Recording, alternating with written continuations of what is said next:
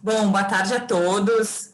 Nós estamos aqui hoje no ADR Meetings com a ilustre presença do Dr. Fernando Hoffmann e do nosso, claro, querido e colega aqui do ADR Brasil, Eduardo Fontoura. Fernando, então, é juiz do trabalho do TRT 9 e tem grandes contribuições para nos trazer no que diz respeito à mediação. Falando, então, um pouquinho sobre essa caminhada dele no que diz respeito à mediação, para colocar todo mundo a par, então, da importância dessa figura que nós temos aqui hoje, né, para conversar sobre esse assunto. O juiz Fernando Hoffmann, então, é coordenador da Escola Judicial do Tribunal do Paraná, do Tribunal do Trabalho do Paraná. E nesse sentido, então, essa Escola do Paraná busca sempre esse aperfeiçoamento e continuação do estudo por parte dos magistrados e dos servidores.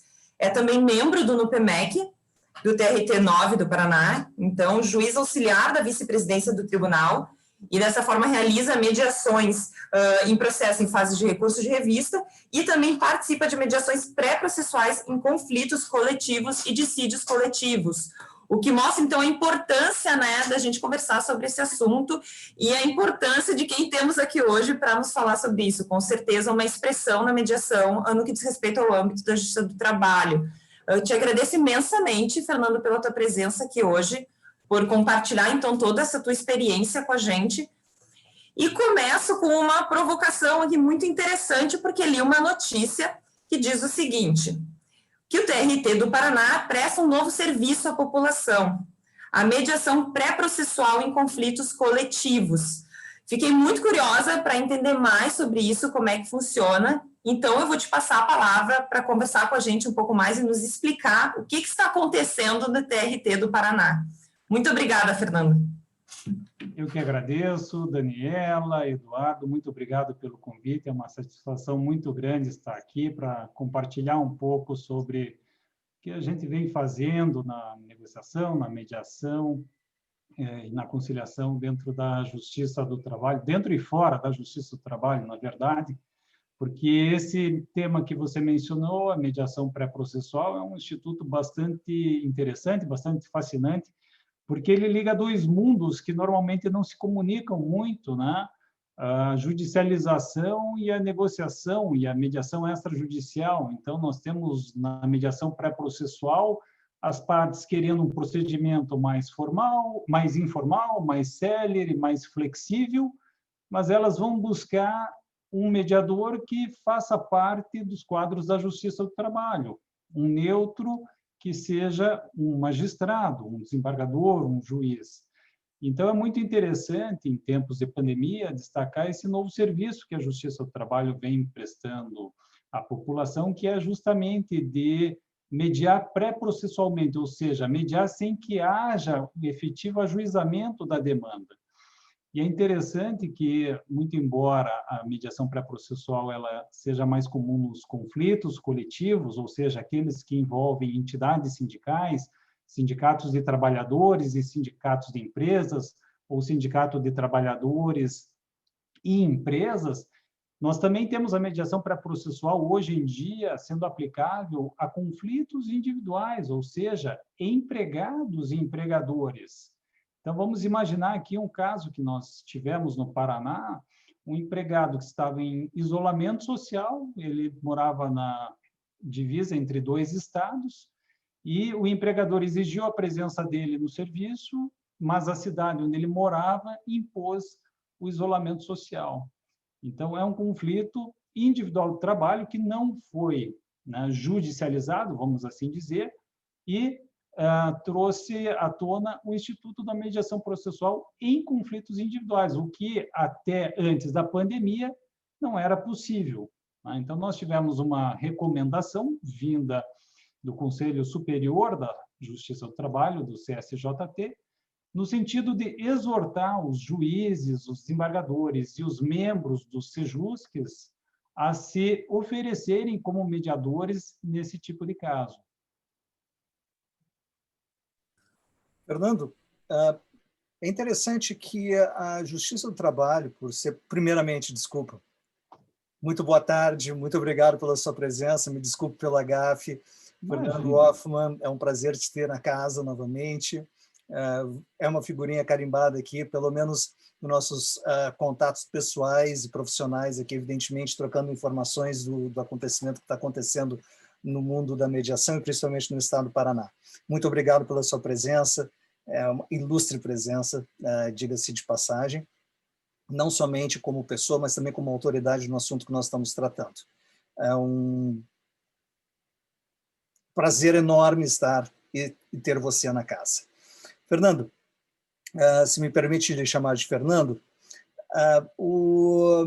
a Justiça do Trabalho é uma justiça especializada e, ao mesmo tempo, também presta serviços especializados de mediação, tendo em vista que, me parece, por favor, me corrija, que os servidores do judiciário trabalhista são aqueles que estão credenciados e são treinados para atuarem nos conflitos que estão sendo mediados junto dos TRTs, correto?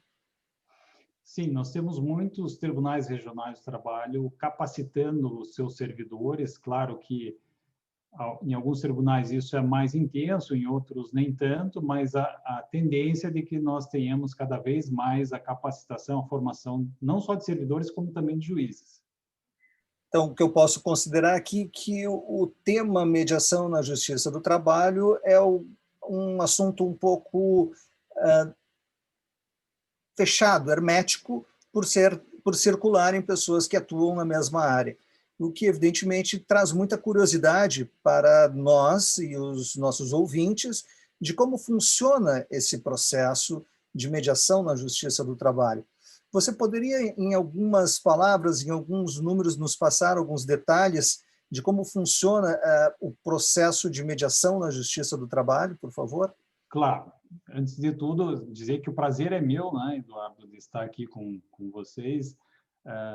Eduardo foi a primeira pessoa, o primeiro mediador com o qual eu comediei nos Estados Unidos, no meu mestrado. Eu lembro até hoje dos ensinamentos que eu tive com Eduardo. É um prazer estar aqui, Eduardo.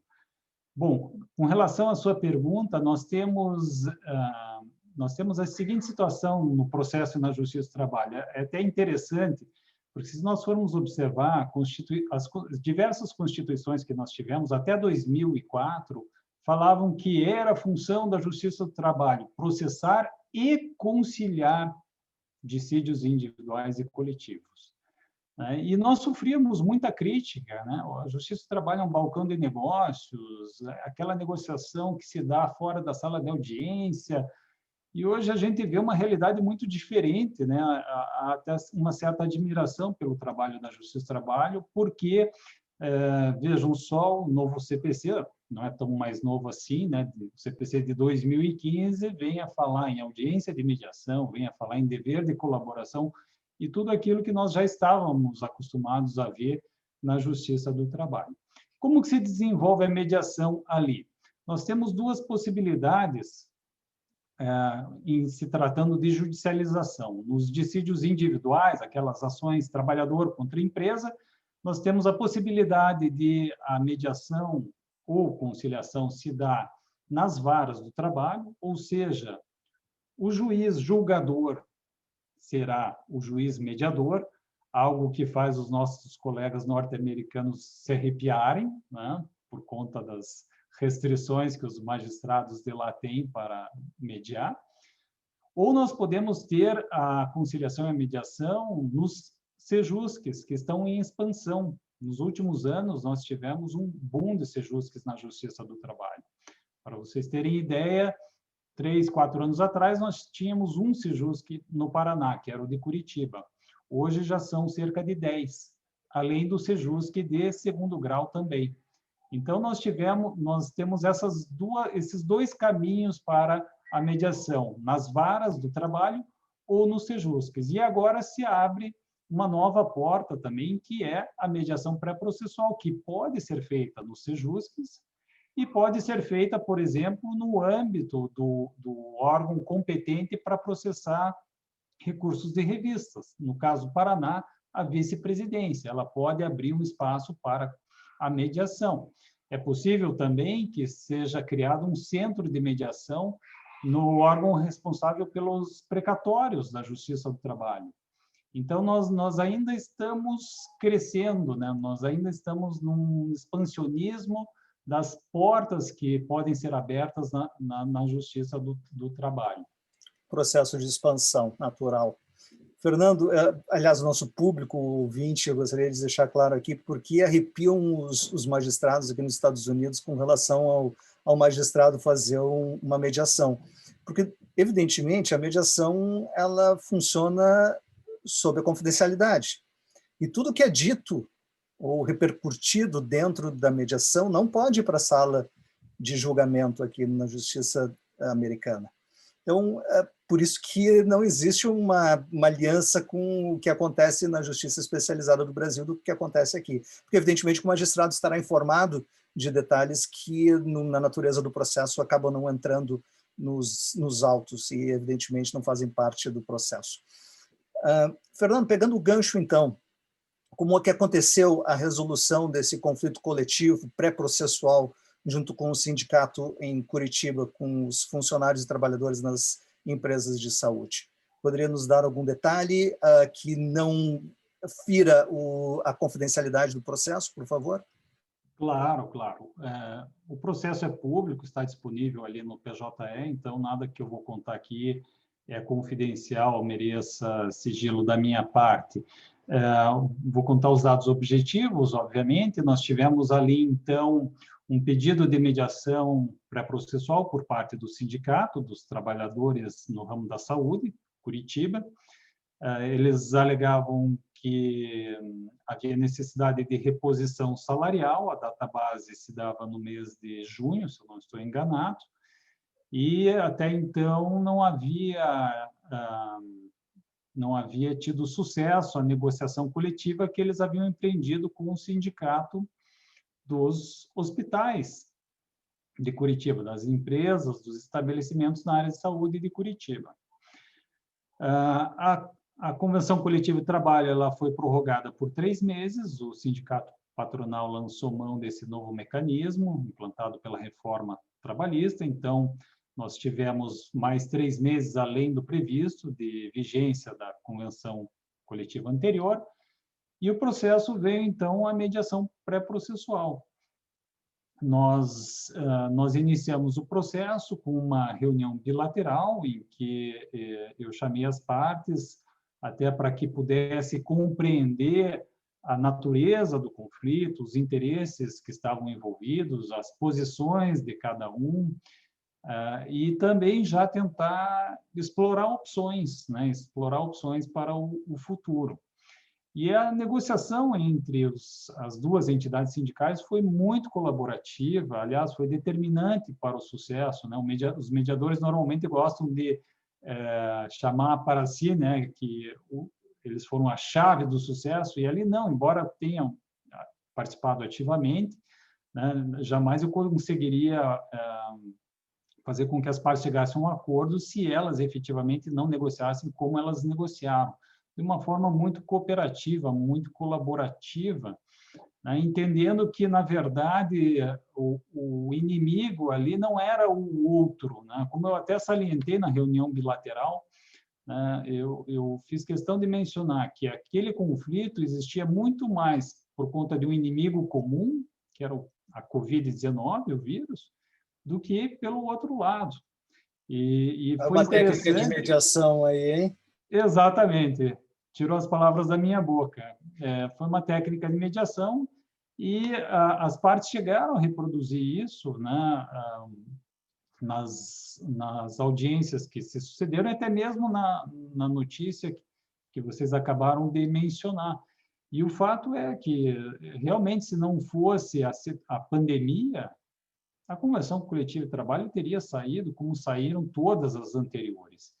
Então, realmente, ali foi facilitar a comunicação, foi facilitar a negociação. As partes já saíram com um compromisso de consultar as respectivas categorias. Então, o sindicato patronal consultou os hospitais, os maiores hospitais de Curitiba. O Sindicato dos Trabalhadores fez assembleias físicas, presenciais, com todos os cuidados relacionados à pandemia, E nós tivemos aí 80% dos trabalhadores aceitando a proposta que havia sido colocada na mesa pelo sindicato patronal. Então, basicamente, nós tivemos essa negociação bilateral, que eu conduzi, e mais 2 audiências de mediação propriamente ditas, em que eu e o desembargador Eliaser Medeiros comediamos, né? E esse é um dado muito interessante, que eu já sentia falta desde o tempo do mestrado, a comediação, como ela é importante, né, Eduardo? Quando você pode debater, planejar e discutir com alguém que também está mediando, também está vivendo, está sentindo as dificuldades, né, e você troca essas ideias e age de uma forma coordenada para potencializar, vamos assim dizer, a mediação. Foi muito interessante mesmo. Maravilha, Fernando. Essa respiração que a gente consegue transmitir, ou transpiração orgânica que se consegue transmitir para o comediador durante o processo de mediação é muito importante para o resultado final. O que eu gostaria, uma curiosidade que nos bate com relação a técnicas de negociação. Evidentemente, no primeiro momento, você foi lá e lançou o terceiro culpado para poder desviar o foco de achar que existia um inimigo na sala e que, na verdade, o inimigo está fora da sala e é comum dos dois. Isso é muito importante e se deve abusar dessa fórmula nas mediações. Mas, no momento que eles entenderam que caberia a eles negociar e chegar a um resultado que fosse ganha-ganha para os dois lados, evidentemente, você deve perceber alguns estilos diferenciados de negociação. Isso, você verifica que a negociação deles é planejada ou é uma negociação que vem assim organicamente, apenas natural, por geração espontânea, não havendo nenhum tipo de foco ou objetivo? Eles planejam isso ou deixam naturalmente o rio seguir e trazer as águas a eles? Como funciona dentro da Justiça do Trabalho? Veja, em termos gerais, saindo um pouco do caso concreto ali, o que eu observo na justiça e no processo de trabalho é o seguinte: nos dissídios individuais, as reclamatórias trabalhistas, né, trabalhador contra empresa, nós temos uma negociação extremamente competitiva, posicional, adversarial e distributiva, né? Todas aquelas categorias que cabem, né, no gênero negociação competitiva, nós temos numa negociação trabalhista. Isso eu estou falando em dissídios individuais. Então, o mediador tem que ser extremamente habilidoso para saber desarmar, né, para trazer as partes para uma outra abordagem, claro, né, tentar trazer mais a negociação colaborativa, cooperativa, explorar os interesses, as opções e tudo mais. Então, essa é uma dificuldade que eu vejo advogados trabalhistas muito inclinados a iniciar e desenvolver uma negociação extremamente competitiva. Mesmo aqueles mais colaboradores, muitas vezes, acabam respondendo competitivamente, o que a gente aprende e verifica nos exercícios, dos cursos de mediação. Já nos dissídios coletivos, nos conflitos coletivos, a gente acaba observando uma mistura aqui. Nós temos, eu não poderia dizer a predominância de um ou de outro estilo, isso depende muito da complexidade e da natureza do conflito coletivo.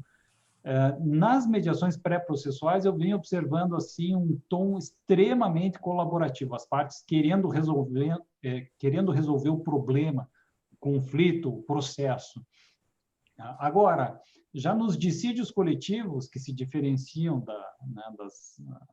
dos pedidos de mediação pré-processual, os conflitos coletivos são aquelas ações coletivas que já foram ajuizadas, as partes fracassaram na negociação coletiva e deixaram para que a Justiça do Trabalho passe, então, a exercer o seu poder normativo e legislar sobre as condições que aquelas categorias terão no futuro.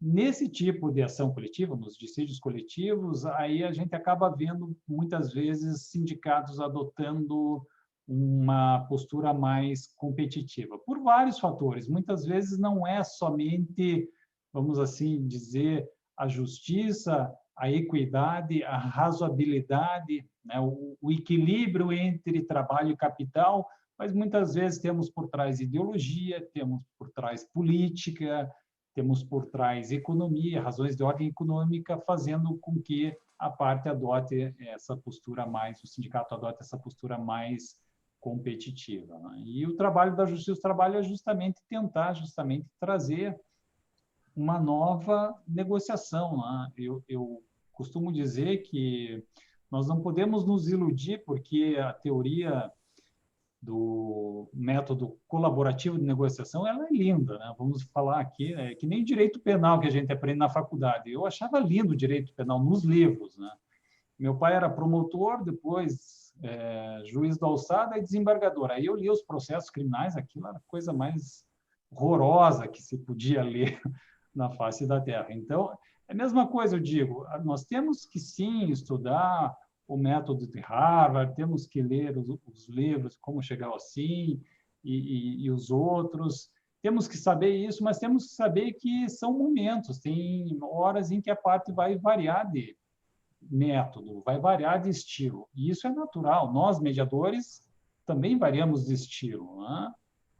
Muitas vezes começamos como mediadores mais facilitadores, tratando mais interesses, e aí vamos percorrendo aquele mapa do Leonard Riskin e vamos para o outro lado, vamos cruzando costa a costa, vamos de norte a sul, né? Então, a gente não pode querer criticar também as partes que fazem isso. Então, existe assim, vamos dizer, uma certa indefinição nos métodos adotados, métodos de negociação adotados na Justiça do Trabalho. É aquilo que a gente chama dança da mediação, né? Os negociadores vão colocando as cartas, o mediador vai dançando de acordo com a música, tentando levar o parceiro de uma forma ou de outra para buscar uma solução, sem, obviamente, trancar o fluxo de informações. Você julga que os negociadores e advogados que estão atuando hoje, pelo menos no TRT9, onde você, evidentemente, tem a possibilidade de ter um contato com os profissionais, que eles estão, os profissionais atuantes, e eu incluo também os mediadores, servidores, advogados, prepostos, partes, enfim.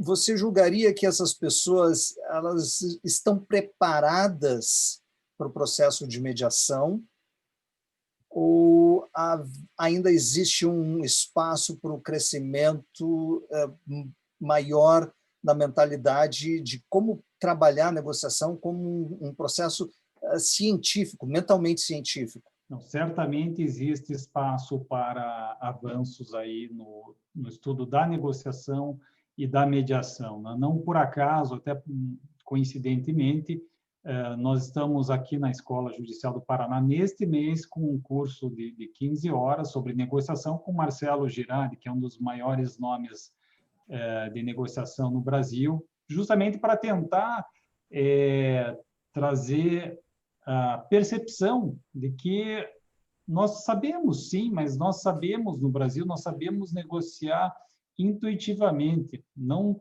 cientificamente, né?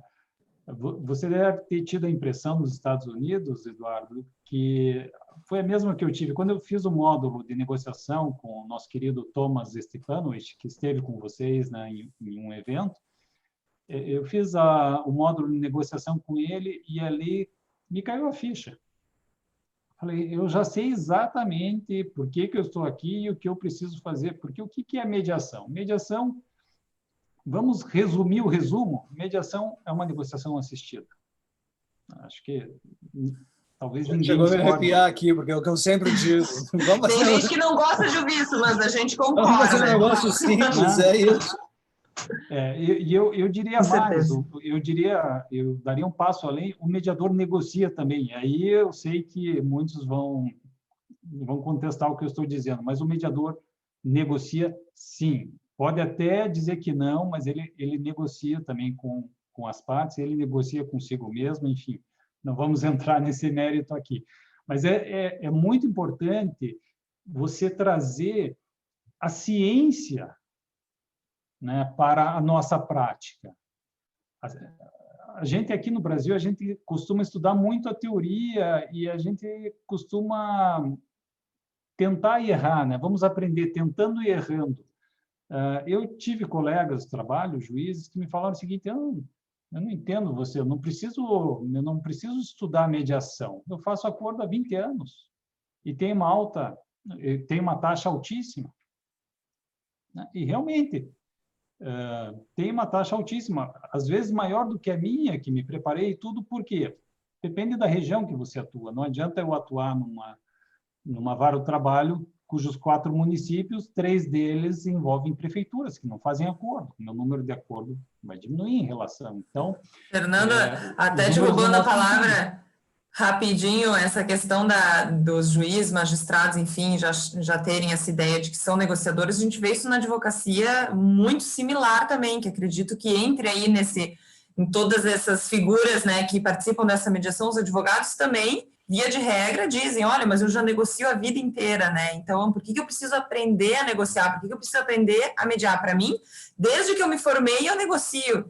Então, para ver como a gente tem esse problema realmente de todo mundo ter essa falsa percepção de que negocia e não conhecer especificamente, como o Eduardo bem falou, a ciência da negociação, né? Daniela, por favor. Essa É intervenção que ela negocio, sua mas mantenho a minha posição, né? Eu vou negociar, mas eu mantenho a minha posição.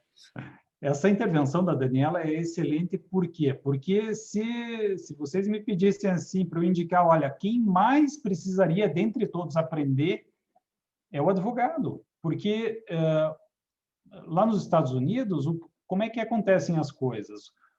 O advogado, ele aconselha o cliente dele sobre os riscos do processo, sobre os custos do processo e tudo mais. Quem toma a decisão é o cliente.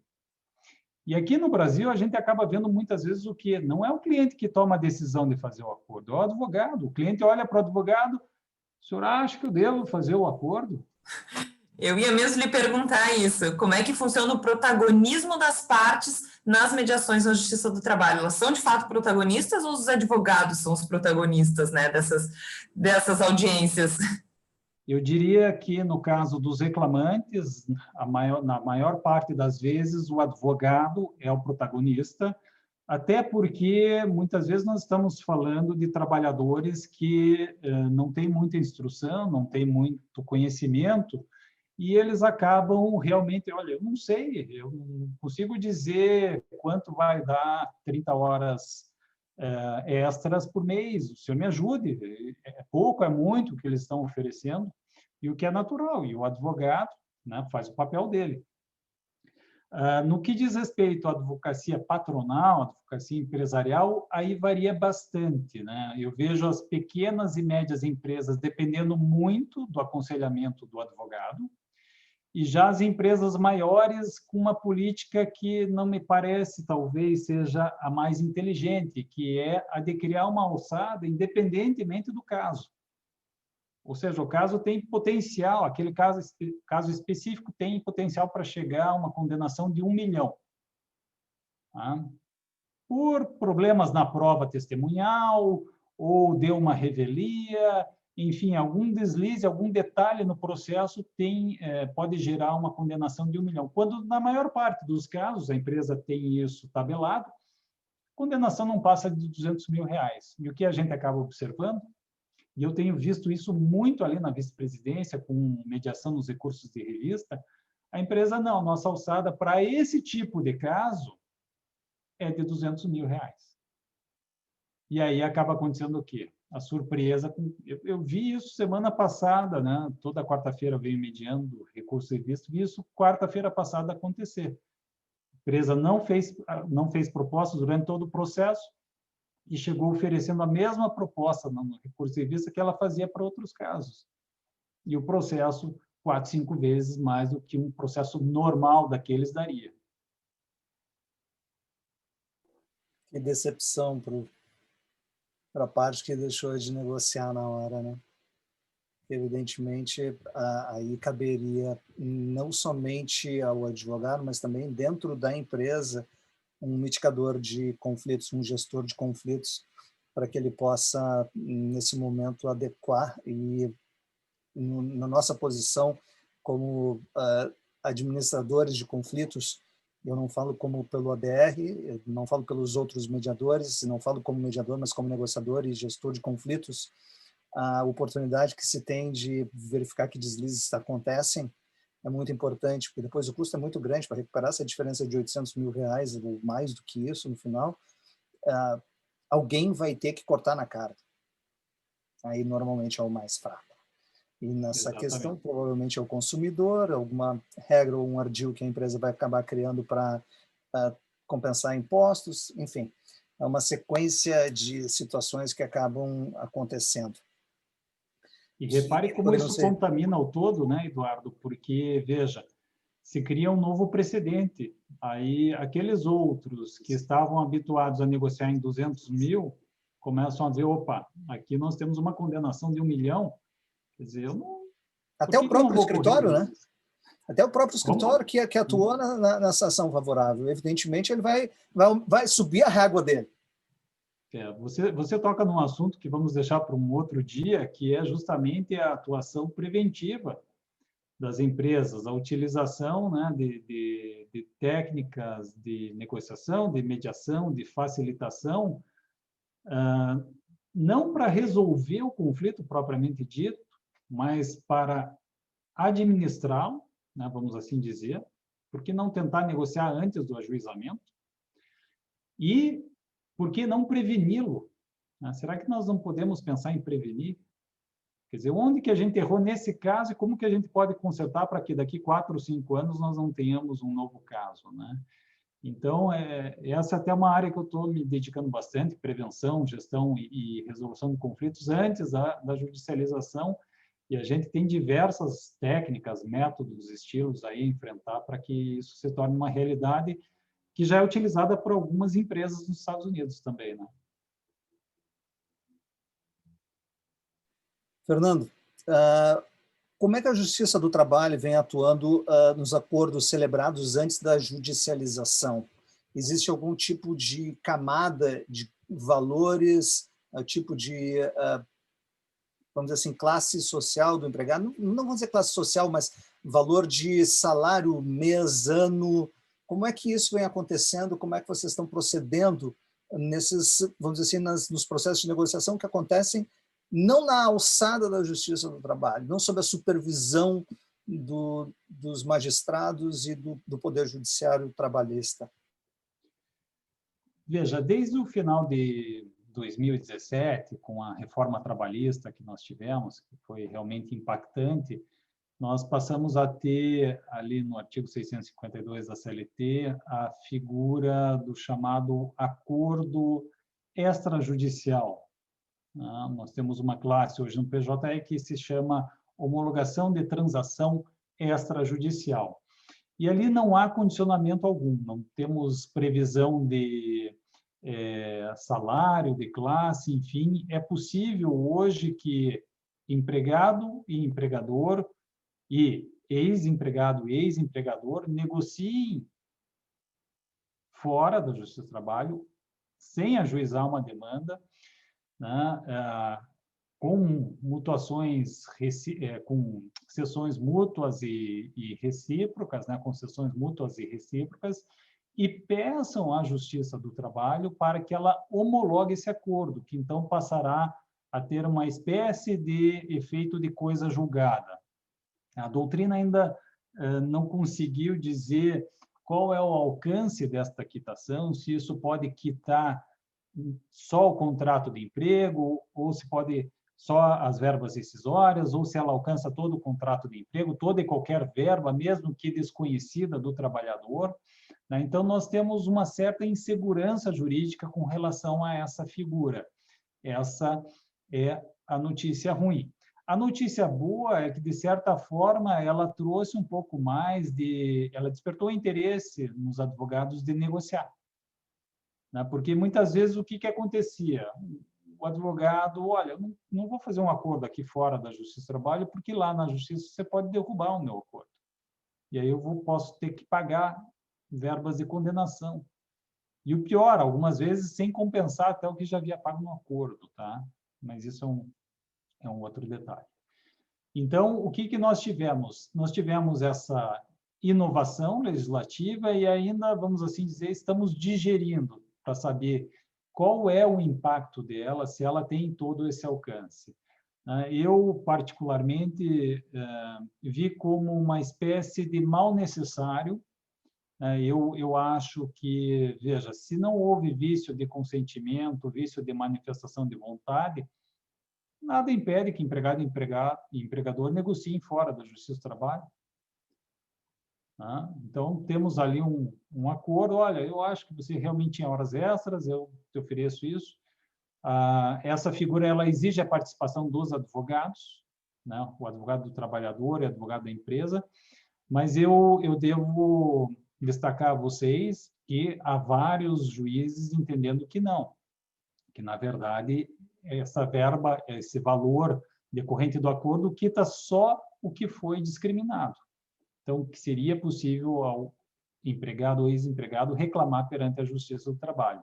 Isso ainda está em discussão, muita discussão, por sinal, mas foi um dado interessante, porque a resolução, nós tivemos, na Justiça do Trabalho, nós temos a resolução 174 de 2016, que é para a Justiça do Trabalho o que a resolução 125 de 2010 do CNJ é para a Justiça Estadual e para a Justiça Federal. Então, nós temos uma resolução para chamar de nossa, vamos assim dizer. E nessa resolução, ela não prevê a possibilidade de mediação pré-processual de conflitos individuais. Isso só passou a existir esse ano com a pandemia. Daí porque muitos dizem que a origem da reforma trabalhista ali de 2017 é porque a Justiça do Trabalho não queria permitir acordos fora da Justiça do Trabalho antes do ajuizamento da reclamatória trabalhista. Então, tem muita água para passar debaixo dessa ponte. A insegurança jurídica é relativamente grande, mas a notícia boa aqui é que realmente despertou bastante o interesse dos advogados para o tema da negociação. Nesse tocante, vamos dizer assim, que aumentou o interesse dos advogados, evidentemente, se aumenta o interesse, nós diríamos que é uma necessidade desses advogados saberem exatamente onde eles estão atuando, como estão atuando, e nós comentamos anteriormente que o advogado disse que eu negocio há 30 anos, eu não preciso agora que venha a Harvard me ensinar como é que a gente vai negociar.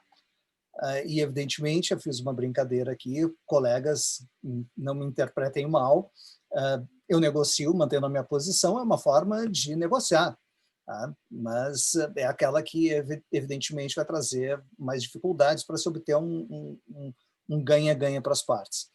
Nesse cenário, você entende que o advogado precisa ou deveria obter mais informações com relação à mediação e conciliação no modo geral? E vamos dizer assim, evidentemente, você está atuando mais especificamente como magistrado na Justiça do Trabalho, o que você diria, então, da Justiça do Trabalho por ser uma justiça especializada? Vamos começar pelo início. Uma das citações que você deve lembrar do mestrado é, se não estou enganado, do Fowler, naquele livro Negotiation Lawyer, e ele diz o seguinte: negociar frequentemente não significa saber negociar. Não é o fato de você negociar frequentemente não quer dizer que você seja um bom negociador. Até mesmo nós, que já passamos por alguns livros, alguns artigos, alguns treinamentos de negociação, até mesmo nós temos que continuar lendo, né? A gente não consegue negociar dentro de casa, né? Exatamente. Eu tenho que negociar aqui, puxa, vou ter que abandonar essa sala porque a minha filha está tendo aula de piano. Aí eu vou para o quarto do meu filho, eu praticamente sou um nômade dentro da minha própria casa. Mas nós negociamos o dia inteiro, nós negociamos com nossos familiares, nós negociamos conosco mesmos, né? Dietas, exercícios e tudo mais. Então, o dado positivo é que é muito prazeroso estudar negociação, né?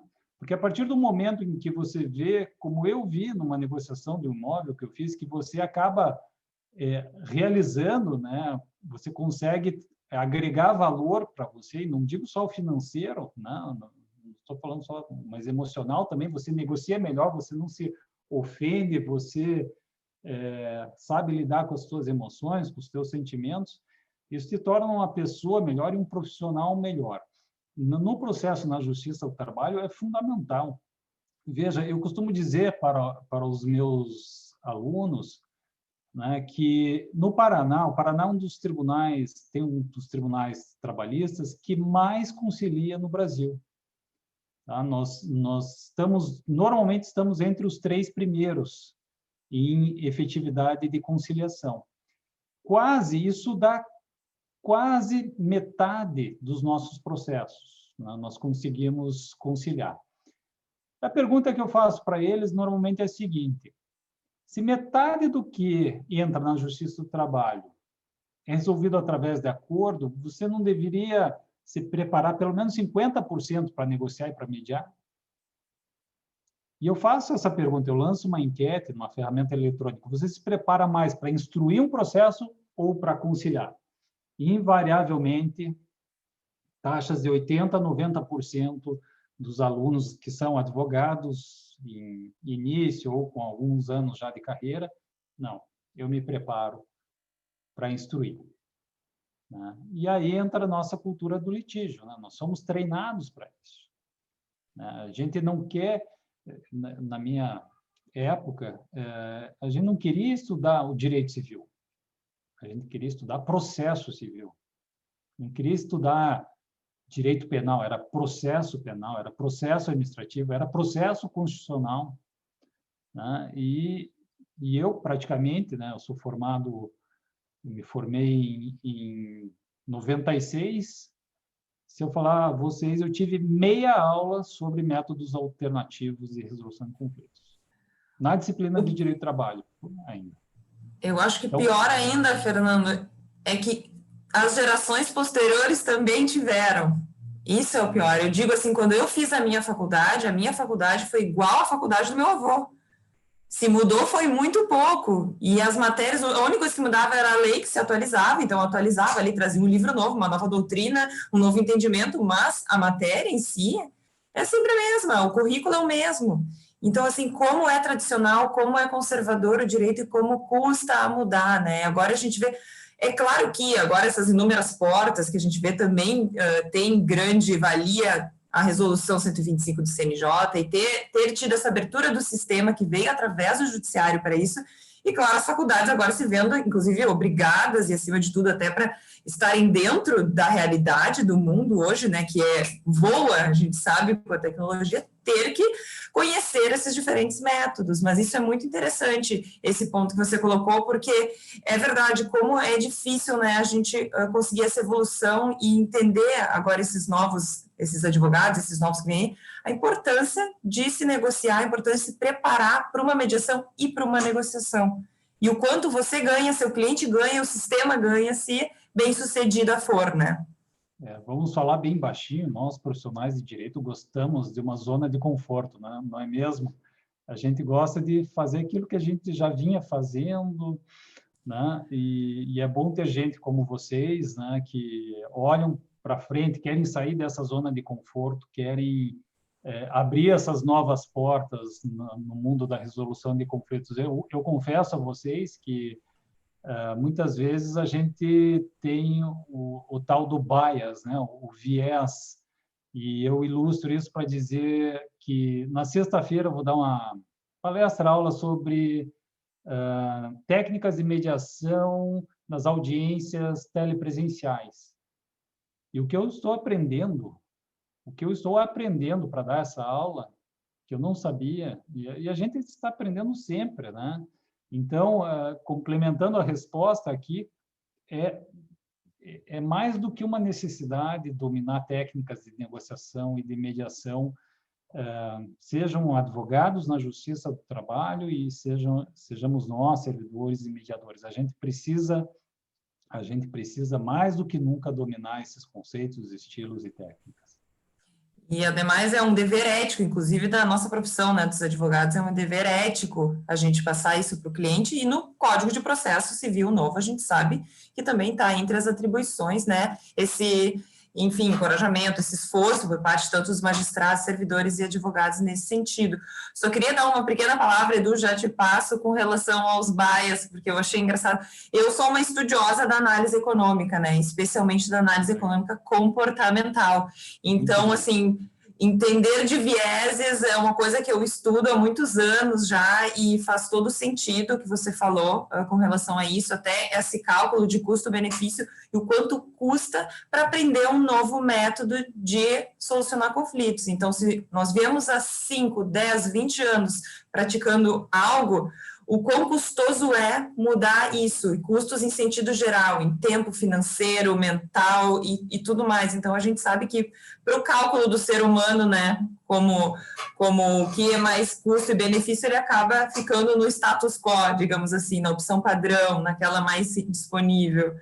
Se me permite, Daniela, você que estuda viés, você deve ver nas salas de audiência as oportunidades desperdiçadas por colegas, né, por conta de um viés de confirmação, por conta de um viés de atribuição, reação negativa, enfim, as armadilhas psicológicas, os gatilhos mentais que nós temos, né, é algo impressionante, assim. Às vezes, a sala de audiência se torna um laboratório para mim, né, que conheço pouco, está na fila para aprofundar meu conhecimento nisso, porque eu acho fundamental para um bom mediador dominar essa temática aí relacionada muito também à psicologia comportamental. Sem dúvida, desculpa, Edu, fala, por favor. Não. Começou a falar em vieses, eu já, né, meus olhos já brilham, e daí sabe que eu não paro de falar. Então, por favor, Edu. São tantas coisas que nesses últimos minutos que vocês falaram, assim, que eu tenho aqui, que eu queria conectar um ponto no outro, que o meu background, meu virtual background aqui não vai ter tanto ponto, assim, para poder botar o que eu gostaria, mas pelo que a Dani falou do viés, e como o viés acaba nos machucando, porque cerebralmente nós não estamos ligados, conectados, para entender aquilo que o Fernando colocou de experiência dele nas salas de mediação ou de audiência mesmo, de como alguns padrões acabam se repetindo e advogados e partes estabelecem aquilo como uma afronta, e eu vou ter que pular da sala de audiência para as academias, onde não há esse estudo de como o cérebro funciona. Porque na minha modesta opinião, o mundo se abriu quando eu tive a oportunidade de entender como é que o cérebro funciona. Eu pude me conhecer melhor, inclusive. Eu pude me preparar melhor para resolver os problemas que a vida apresenta à nossa frente. Então, como todos os dias nós queremos ser uma pessoa melhor, é importante nos qualificarmos, é importante que haja esse estudo de como o cérebro funciona. Hoje... Posso lhe dizer uma coisa, Eduardo, que vai muito ao encontro da sua fala.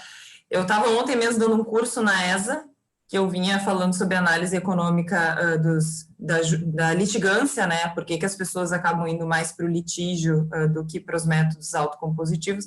E uma das alunas colocou exatamente isso. Ela disse: quem dera eu tivesse aprendido isso durante a faculdade. Ela falou exatamente isso. Como é importante a gente entender o que tem de errado, que seja, ou quais são, nem o que tem de errado, mas como é que funciona a nossa mente, como é que funcionam esses vieses, como é que funciona até para nós como advogados, o cliente, o que nós temos de vieses que acabam levando, inclusive influenciando e empurrando o nosso cliente em direção, né, a uma litigância. Então, assim, é tão importante a gente conhecer isso para modificar todo o sistema. Começa em nós também, muitas vezes, os primeiros juízes da causa, né, porque o cliente vem primeiro a nós para dar essa indicação, e nós, imbuídos, então, dessa importante tarefa, acabamos confirmando exatamente isso que o Fernando trouxe. A gente pega jurisprudências, enfim, vai aumentando a nossa crença e passa isso para o cliente, e isso vira uma bola de neve, né? É aquela espiral do conflito que, ao final, fica gigantesca. Eu vou contar uma passagem bem interessante. Acho que O Eduardo também fez esse crédito lá no mestrado, que era análise avançada de decisões, com o Douglas Noll e o Donald Philbin. Isso. Aliás, o E eu Douglas lembro, está de aniversário hoje. Está de aniversário hoje. sim. E olha só, Daniela, que interessante que aconteceu, né? Porque a sala simplesmente lotou, né? Nós estávamos lá, 40 alunos, e eles pediram para que cada um se identificasse. Então, a maioria não se conhecia. E a hora que, vejam, não é muito comum que um juiz esteja fazendo um curso de mediação na Califórnia, né? A hora que eu me identifiquei, então, o pessoal ficou assim, nossa, mas que legal, né? Buscar esse tipo de conhecimento. E para mim aquilo era algo assim normal, eu já tinha normalizado isso dentro de mim. E aí o meu colega começou a se apresentar. Não, porque eu sou jogador de pôquer e vim aqui para me aperfeiçoar. A hora que ele fez isso, eu falei, cara, eu tenho muito para aprender com você. Então, veja como é uma questão de referência, né? As pessoas achando que podiam aprender alguma coisa comigo, e eu do lado de um jogador de pôquer, que onde que eu teria isso numa faculdade, vamos dizer, convencional de direito, ou mesmo um curso de mediação. Então, se um jogador de pôquer vai atrás desse conhecimento, por que nós não temos que ir atrás, né, desse conhecimento, ainda que raso, não aprofundado, mas nós temos que saber o que é percepção seletiva, escuta seletiva, nós temos que saber o que é reação negativa e enfim, várias outras armadilhas psicológicas que nos impedem justamente de auxiliar as partes a chegarem a um acordo, né? Como desarmar esses gatilhos mentais, isso é muito importante. Muito importante. E Daniela e o público que nos assiste, essa classe especificamente ela ensina a trabalhar a árvore de decisão. Então, por essa razão do jogador de pôquer estar sentado lá. Eu acredito que nós teríamos mais uma volta no ponteiro aqui para dar de assunto com o Fernando Hoffman, mas nós não gostaríamos de cansar os nossos ouvintes. Fernando, gostaríamos de escutar de você um fechamento, principalmente o que você acha de importante com relação à mudança de paradigmas, que hoje nós estamos saindo de uma era analógica e entrando numa era 100% digital para a resolução de conflitos. Você é uma pessoa que vem desenvolvendo o ODR no TRT, o Online Dispute Resolution, ou a resolução de conflitos online, dentro do TRT da 9ª região, e nós gostaríamos de obter alguma informação de você, gostaríamos de informar o nosso público com como está esse desenvolvimento e como é que você prevê o futuro desses métodos dentro das cortes brasileiras. Por favor. Vejam, eu acho que a pandemia ela é uma oportunidade de aprendizado, tá? São várias lições que nós podemos aprender ou não. Eu tenho um pouco de ceticismo para dizer que eu acho que boa parte de nós não vai conseguir aprender todas as lições que a pandemia nos proporciona. Mas nós vamos aprender várias lições dela, e o que nós já pudemos aprender, chega até a ser cômico isso, nós já pudemos aprender que ODR funciona e funciona muito bem, né? Ao contrário do que nós lemos em muitos manuais, ao contrário do que nós ouvimos de muitos professores, é possível sim fazer uma mediação com um bom grau de qualidade através de videoconferência, através de outros meios tecnológicos. Nós só precisamos nos adaptar e pensar com a cabeça nova. Então, na Justiça do Trabalho, o que eu vejo? Eu vejo, primeiro, né, a mediação ganhando um espaço muito grande. E quando eu falo em mediação, eu estou englobando tudo nesse guarda-chuva: conciliação, mediação pré-processual, negociação, né? Mediação, ganhando um espaço e uma visibilidade muito grande. Abrindo parênteses, eu nunca vi tantos mediadores e instrutores, né? Não havia isso no passado. Agora você olha na esquina, tem um curso de mediação online, um curso. Né? E além da mediação, eu vejo a questão da videoconferência como sendo aí um motor de transformação. Dia desses eu fazia uma mediação, um recurso em revista, e eu perguntei às partes, onde é que o senhor está? O advogado da reclamante estava no Rio Grande do Sul, Porto Alegre, como a Daniela. A advogada da reclamada estava em São Paulo, a preposta estava em Curitiba e o reclamante estava no interior do Paraná, viajando. Era um representante. Quer dizer, quando que eu conseguiria reunir todas essas pessoas numa sala de audiências ali no tribunal para fazer a mediação? Né? Evidentemente que aí nós vamos ter que adaptar as técnicas, eu estou vendo isso, né? Eu estou aprendendo em tempo recorde isso até para poder palestrar na sexta-feira, mas nós vamos ter que aprender a nos comunicarmos, né? A criar rapport telematicamente, a inspirar confiança, a preservar a confidencialidade, a preservar a privacidade de uma forma que a gente não vinha fazendo. E, depois disso, nós vamos ter que aprender tudo de novo, porque aí as audiências não serão ou integralmente presenciais ou integralmente telepresenciais, nós teremos audiências híbridas. E aí nós teremos juízes de um lugar mediando processos de competência de outra vara. Então, é um mundo novo, né? E eu vejo que aqueles que não se prepararem, né, vão ficar para trás. Claro que eu posso muito bem usar aquela técnica arcaica de chegar, né, para os senhores e falar, então não tem acordo, né? Vamos instruir, vamos julgar, que é muito mais fácil. É bem mais fácil. Gostei que chegasse a mudar a posição na cadeira. É muito mais fácil. Eu falo que às vezes eu faço audiência de instrução de acordo, que demora mais do que instrução. Hoje em dia você grava o depoimento, é muito mais rápido instruir um processo, colher a prova oral, do que mediar, do que ir atrás dos interesses, do que ouvir, enfim, abrir cálculos, abrir uma tela aqui. É desgastante. Meio tecnológico é desgastante. Nós temos esse efeito já abordado em vários artigos, né? O desgaste que ferramentas como o Zoom e outras trazem para não só para o mediador, mas qualquer usuário. Então, é um mundo novo, há necessidade de preparação, há necessidade de revisitar alguns conceitos, alguns estilos, algumas técnicas. Nós não podemos parar, pelo contrário, eu acho que esse é um momento que nós precisamos aproveitar para consolidar tudo isso que aconteceu, né, e para tornar a mediação como mais uma forma de acesso à justiça.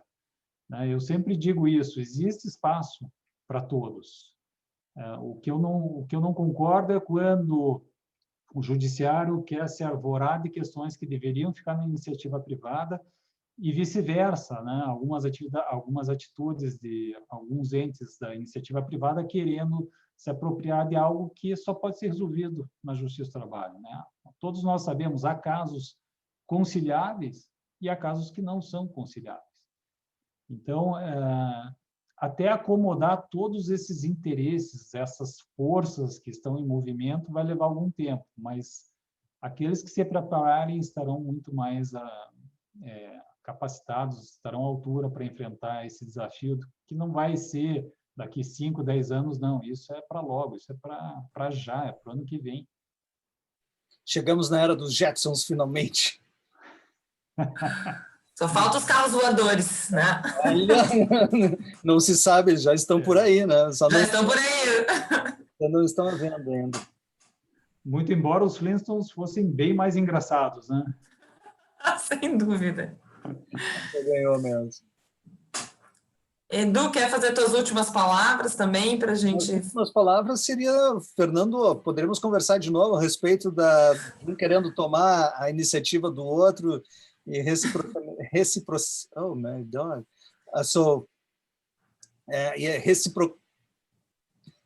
Reciprocamente. Porque você sabe, a reciprocidade de um ou de outro nesse momento acaba estragando o resultado do litígio, do conflito, e ao invés de se resolver, se promove mais conflito.